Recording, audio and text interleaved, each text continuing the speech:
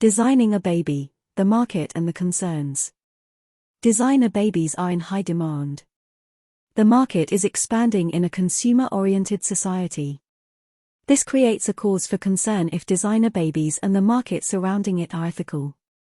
The market for designer babies, a biotechnology, includes pre-implantation genetic diagnosis, in vitro fertilization, IVF, sperm banks, surrogacy, and counseling.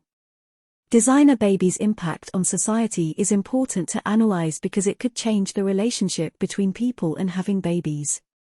The demands for aspects of designer babies has created an expensive market which businesses can profit from.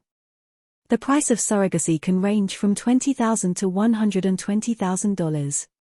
Also in the US, a sperm bank can charge between $250 to $400 per specimen and pays the donor about $75 per specimen.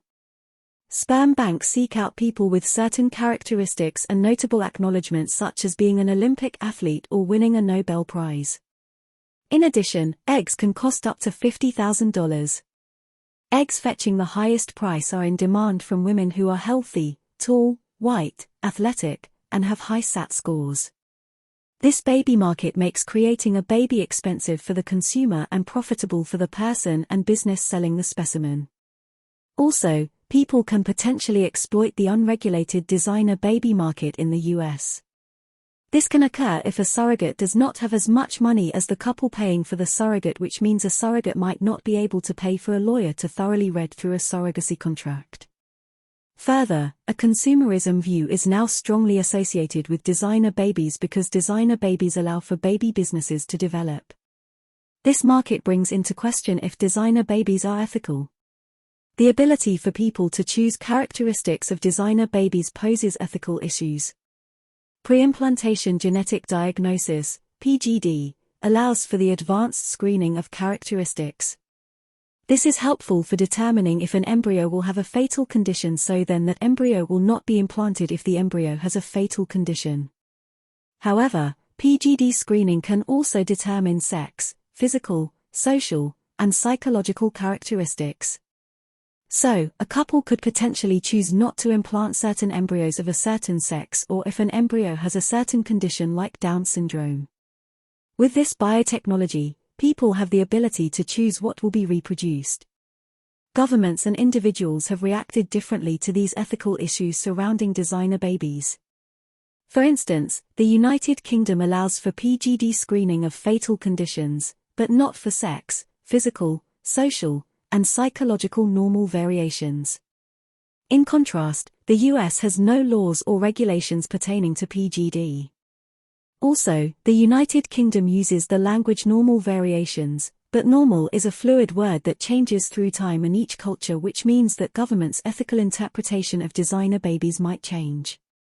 One controversial example of the use of PGD is for savior or sacrifice siblings. For instance, a couple used PGD to screen embryos that matched their already born child's DNA so the couple could use the umbilical cord of the savior child as a transplant to save their other child's life.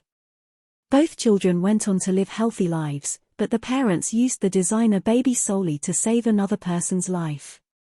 This use of biotechnology is ethically controversial. Society has reacted to designer babies through the creation of a designer baby market and laws and regulations in certain countries. The biotechnology of designer babies allows for the change of some social structures of families. For example, gay and lesbian couples could have a baby related to one partner genetically, single women could have a genetic baby, and a woman who could not carry a baby could have a genetically related baby. The biotechnology of designer babies has created more opportunities for people to have genetically related children. However, it is important that the people participating in the use of designer baby biotechnology continue to question the ethical boundaries of designer babies. Technologies such as genetic modification and CRISPR will cure hereditary diseases, produce disease-resistant crops, and enable the breeding of malaria-free mosquitoes. But advances bring ethical and practical dilemmas. Genetically modified food is banned in the EU, and doctors worry that screening for genetic diseases may pave the way for more controversial uses, such as creating so-called designer babies. This film looks at the risks and rewards of gene editing. In a world where 1 person in 6 suffers from infertility, such successes are rightly celebrated. Less discussed are the problems of IVF. Most debate about using science to create bespoke human beings of one sort or another usually revolves around the ideas of genetic engineering and cloning. People worry about these for 2 reasons. One is practical. The tinkering involved could end up harming the resulting individual. The other is a more visceral dislike of interfering with the process of reproduction, perhaps best encapsulated in the phrase, playing God.